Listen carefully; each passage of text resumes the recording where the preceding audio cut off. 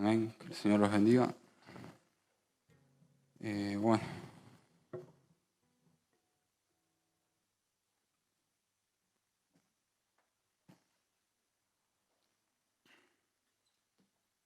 Voy a hablar acerca de la fe, así que gracias. Espero poder ser claro. Entonces, bueno, voy a empezar definiendo lo que es la fe. Podemos tener varios conceptos, como la certeza de lo que se espera, la convicción de lo que no se ve o por ahí confiar. Voy a empezar leyendo en Hebreos.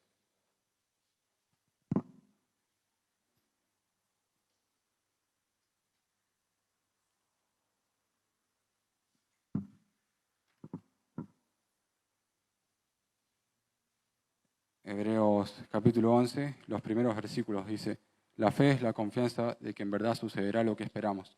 Es lo que nos da la certeza de las cosas que no podemos ver. Por su fe, la gente de antaño gozó de una buena reputación. Por la fe entendemos que todo el universo fue formado por orden de Dios, de modo que lo que ahora vemos no vino de cosas visibles.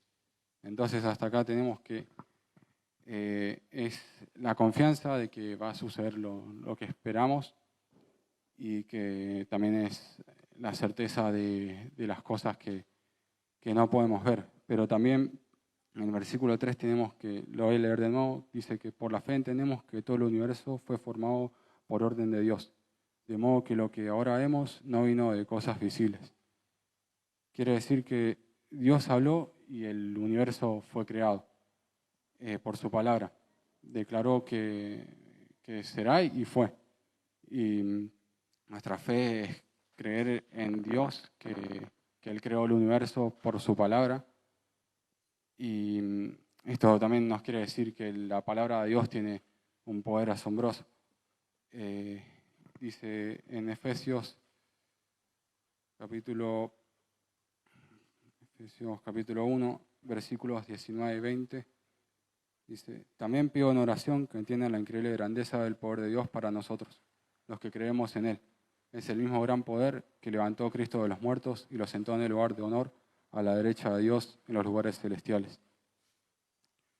Y lo que pasa con este poder de Dios, este incomparable poder de Dios, es que está a nuestro alcance para ayudarnos. Nada es demasiado difícil para Él. Había visto como una ilustración de que es como que estamos en una habitación así media oscura y tenemos que estirar la mano para prender el interruptor. Como que esa sería la ilustración de cómo está el poder de Dios cerca de nosotros. Pero me pareció, para aclarar algo, primero voy a leer el versículo en Marcos, capítulo 9, versículo 23. ¿Cómo que sí puedo?, preguntó Jesús. Todo es posible si uno cree. Y leía en un comentario que estas palabras de Jesús no significan que si uno piensa positivamente podamos obtener automáticamente lo que queramos, sino que Jesús dijo que todo es posible por la fe, porque nada es demasiado difícil para Dios, pero no podemos obtener mágicamente todo lo que pedimos en oración, pero sí lo que necesitamos para servirle por medio de la fe. El Señor con esto nos creó con un propósito, no estamos acá por accidente, fuimos creados con un propósito claro y específico. Fuiste creado para glorificar a Dios, para sus propósitos majestuosos que van más allá de cualquier ambición personal. Cuando Dios Dios piensa en vos, tiene en mente planes de bienestar. Así que fuiste creado a propósito y con propósito, pero no termina ahí. Hay otro dato esperanzador, que el Señor nunca va a tirar la toalla con nosotros. La gente puede haberlo hecho, pero Dios nunca lo va a tirar. Y aunque tropecemos, aunque caigamos, aunque nos rebelemos, Él comenzó una buena obra y es fiel para perfeccionarla, incluso en los momentos más oscuros. Dios sigue obrando en nuestras vidas y en nuestros corazones para convertirnos en un momento de sus propósitos en la tierra. Voy a tomar un poco de agua.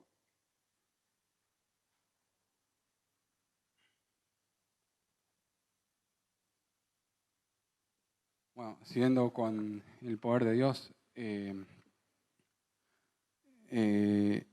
no solo se reduce a lo que es la sanidad, porque uno piensa, ¿qué milagros hizo el Señor en nuestras vidas? Y por ahí, algunos de los que estamos acá fuimos testigos de algún milagro de sanidad o el Señor mismo nos sanó. Pero también es un milagro que hoy estemos acá presentes, porque el Señor nos salvó de una vida sin sentido y eso ya es un milagro.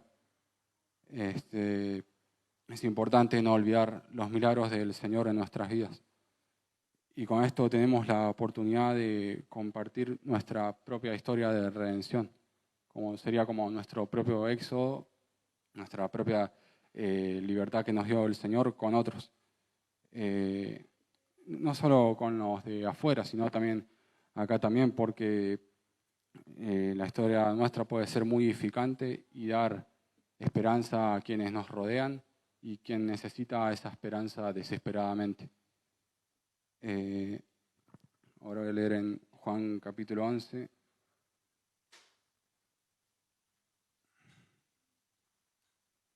Versículo 40. Jesús respondió, ¿no te dije que si crees verás la gloria de Dios? Jesús le dijo, ¿no te dije que si crees verás la gloria de Dios? Pero si hacemos un recorrido, literalmente no le habías dicho esas palabras, sino que fue lo que le contó ahí a Marta acerca de su poder de resurrección. Dice, por ejemplo, versículos más atrás, el 23, Jesús le dijo, tu hermano resucitará. 25, Jesús le dijo, yo soy la resurrección y la vida. El que cree en mí vivirá aún después de haber muerto. Entonces, es como una reprensión muy instructiva, que es como que le haya dicho por qué en la presencia misma de la vida y de la resurrección le parecía imposible devolver la vida a Lázaro. Y también lo tomaba como para mi vida, que a veces puede ser que el Señor nos haga esta pregunta de por qué a veces no le creemos al Señor cuando Él es el Señor Todopoderoso y nada puede limitarlo. Y esto me lleva a leer en Juan capítulo 20,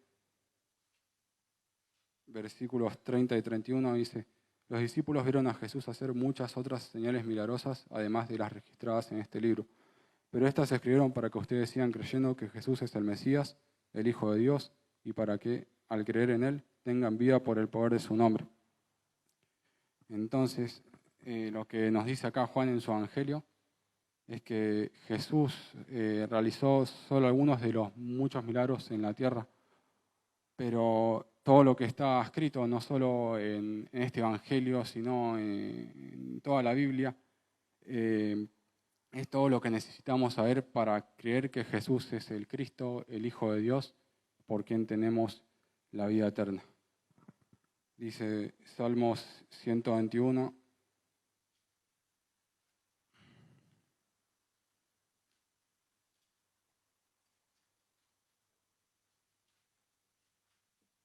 Dice, levanto la vista hacia las montañas. ¿Viene allí mi ayuda?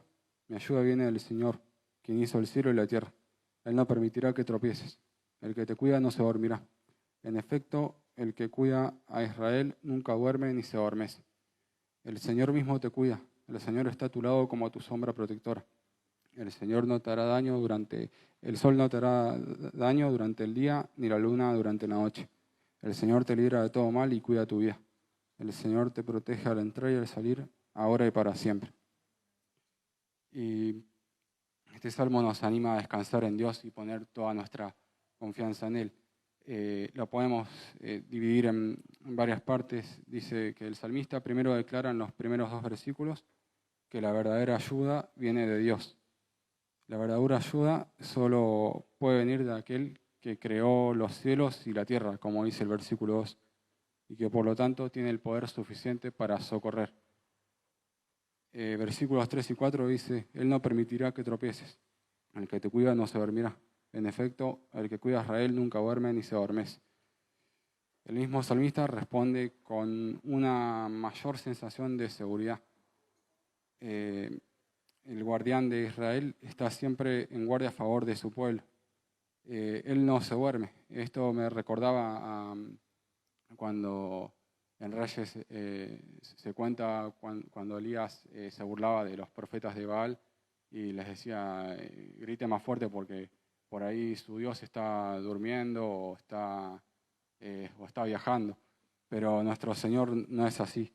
Y esta es una gran invitación para nosotros, ya que solo el protector de todos puede inspirar esta confianza. Y esta protección se detalla en 3 formas bajo el título de guardián. La primera es la sombra, dice en el versículo 5. El Señor mismo te cuida, el Señor está a tu lado como tu sombra protectora. Indica esa protección refrescante deseada por aquellos que están expuestos al sol, como cuando cuando está en verano y hace mucho calor y está cambiándote de vereda para buscar más la sombra.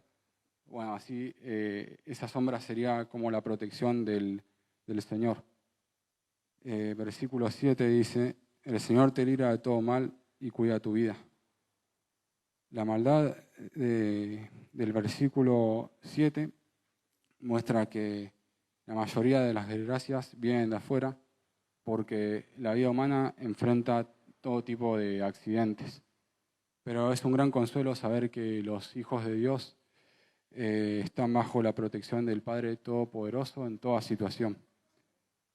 Y por último, las salidas y entradas del versículo 8 dice, el Señor te protege al entrar y al salir, ahora y para siempre. Indican las actividades diarias, lo rutinario. Y el final del Salmo nos asegura que esta protección divina es continua, es ahora y para siempre, dice. El Señor hace promesas y nunca las rompe. Si no, podemos ver un ejemplo en la vida de Abraham, que Dios le dijo que contar las estrellas sería como el mismo desafío que contar a sus descendientes. Dice en Génesis capítulo 15, versículo 6, dice, y Abraham creyó al Señor y el Señor lo consideró justo debido a su fe. Fue la fe y no las obras lo que justificó a Abraham ante Dios. Nosotros también podemos tener una relación correcta con Dios confiando plenamente en Él. Nuestras acciones, como ir a la iglesia o hacer buenas obras, por sí mismas no nos justifican con Dios. Una relación con Dios se basa en la creencia de que Dios es quien dice ser y hará lo que promete hacer. Las buenas obras vendrían a ser como una consecuencia natural de lo anterior. La misericordia de Jesús nos da la fe. No tenemos que convertir esta fe como en obras, en algo como si fuese rituales o algo así, sino tratar, no tratar de hacerlo por nuestra propia cuenta, porque no podemos acercarnos a Dios, por ejemplo, de la misma forma en que se acercaban en el Antiguo Testamento con el sacrificio de animales. En cambio, debemos aceptar con gratitud la oferta que tiene Él de sembrar esa semilla de fe en nosotros.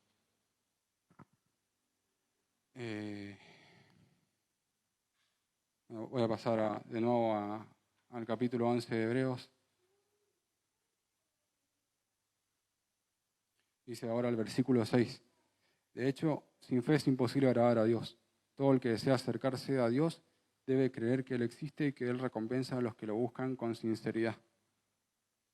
Y esto, creer en la existencia de Dios es solo el comienzo, porque hay un versículo que dice que hasta los demonios creen.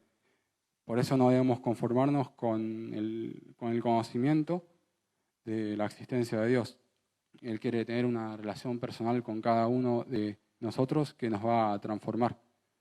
Y aquellos que lo buscan sinceramente van a encontrar su recompensa en la intimidad con Dios. Y esto a veces se puede ver interrumpido porque queremos hacer por nuestra propia cuenta las cosas.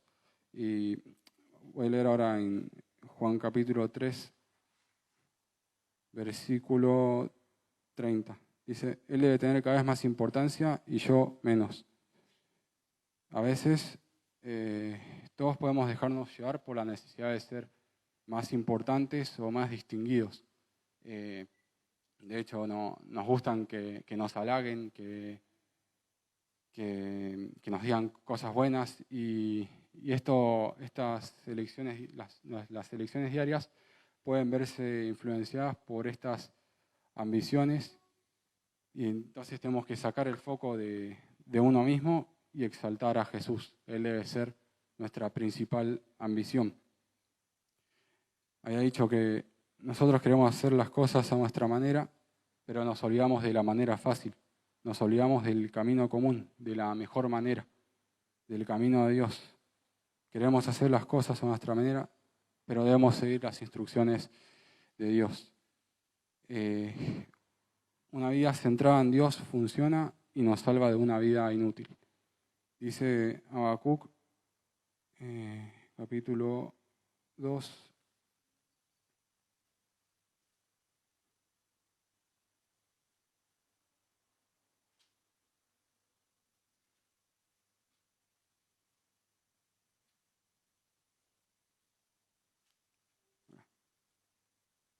versículo 4. Mira a los orgullosos, confían en sí mismos y sus vidas están torcidas, pero el justo vivirá por su fidelidad a Dios. Jehová declara que la vida del justo debe caracterizarse por la lealtad a su persona. La vida del justo es guiada por Dios con una fe que motiva la obediencia. En un devocional había leído una frase que me gustó que dice, el que obedece a Dios confía en Dios y el que confía en Dios obedece a Dios. Y con esto vuelvo atrás con el tema de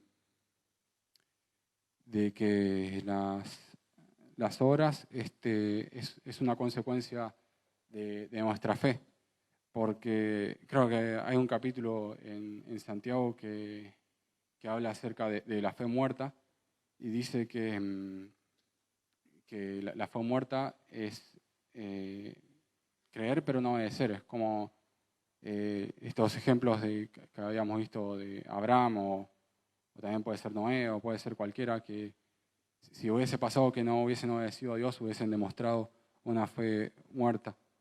Por eso mismo la fe y las obras van acompañadas porque por esto que había dicho que si uno confía en Dios le tiene que obedecer. Y otra cosa que me pareció importante resaltar es al Espíritu Santo, que dice en Efesios capítulo 1, versículos 13 y 14, dice, y ahora ustedes, los gentiles, también han oído la verdad, la buena noticia de que Dios los salva. Además, cuando creyeron en Cristo, Dios los identificó como suyos al darles el Espíritu Santo, el cual había prometido tiempo atrás.